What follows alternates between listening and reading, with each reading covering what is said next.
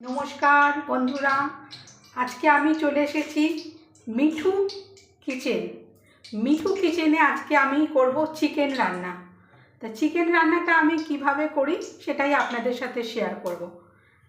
আর আমি এই যে তেল গরম হচ্ছে, তাহলে আমি আগে আলুগুলোকে দেখুন কেটে রেখেছি, হলুদ মাখিয়ে রেখেছি, লাল করে ভেজে নেব।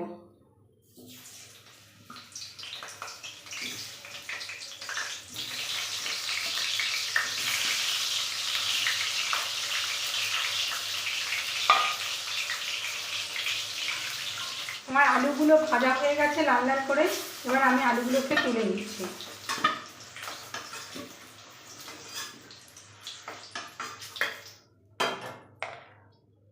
দিয়ে দেবো একটা শুকনো লঙ্কা, দু টুকরো করে ফোড়নে। শুকনো লঙ্কাটা দিয়ে আমি এরকম পেঁয়াজ কুচিয়ে রেখেছি, পেঁয়াজ দিয়ে দিচ্ছি। আবার পেঁয়াজগুলো লাল করে ভেজে নিয়ে তারপরে মশলা দেবো।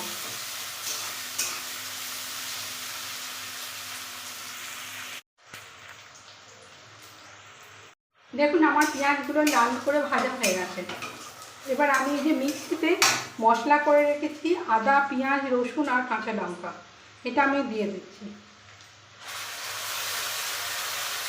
আর আপনাদেরকে আমি একটা কথা বলি, আমি যখন চিকেন রান্না করি তখন আমি আগে একটু মশলাটা ভালো করে আগে কষে নিই, কিছুটা কষে নিয়ে তারপরে মাংস দিয়ে আবার কষি।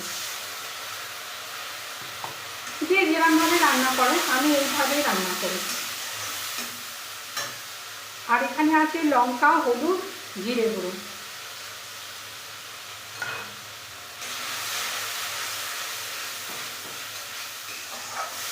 মশলাটা একটু কষা হয়ে গেলে তারপরে মাংস দিয়ে কষবো। মশলাটা কিছুটা কষা হয়ে গেছে, এই দেখুন।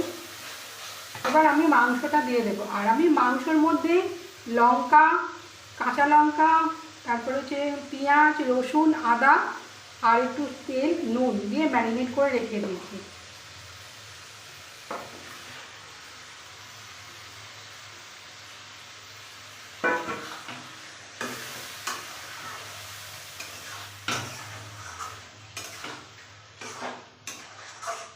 ভালো করে মশলা দিয়ে মাংসটা কষে নিই।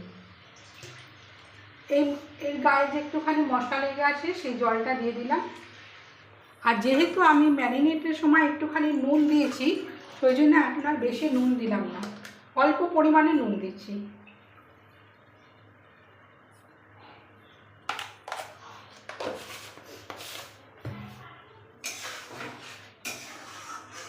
মশলাটা দিয়ে মাংসটা ভালো করে কষা হোক, তেল ছেড়ে যাক, তারপরে জল দেবো।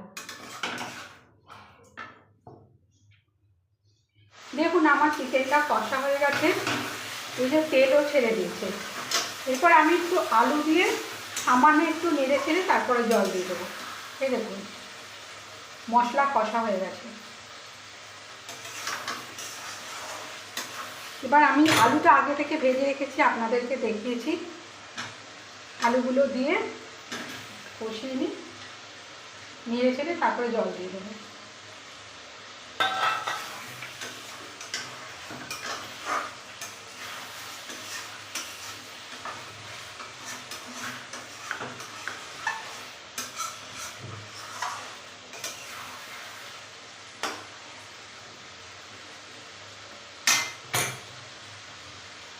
এবার জল দিয়ে দিচ্ছি।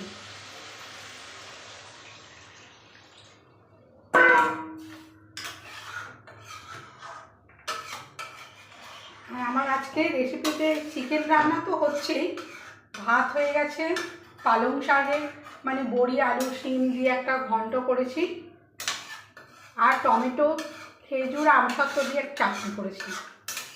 ওগুলো সব কমপ্লিট হয়ে গেছে, বাকি ছিল মাংস রান্নাটা। এটা হয়ে গেলে আমার আজকের মতো রান্না শেষ হয়ে যাবে।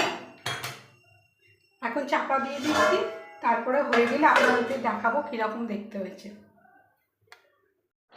দেখুন বন্ধুরা, আমার চিকেনটা হয়ে গেছে, একটু ঝোল ঝোল রেখেছি, এই যে এবার নামিয়ে ফেলবো। নামিয়ে ফেলার আগে একটু সামান্য গরম মশলা গুঁড়ো দিয়ে তারপরে নামিয়ে নেব।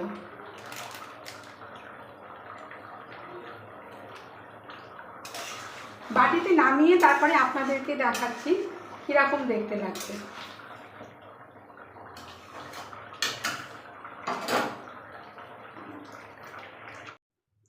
এই দেখুন আমি বাটিতে ঢেলে নিয়েছি। আর কীরকম দেখতে হয়েছে নিশ্চয়ই জানাবেন। মিঠু কিচেনের চিকেন।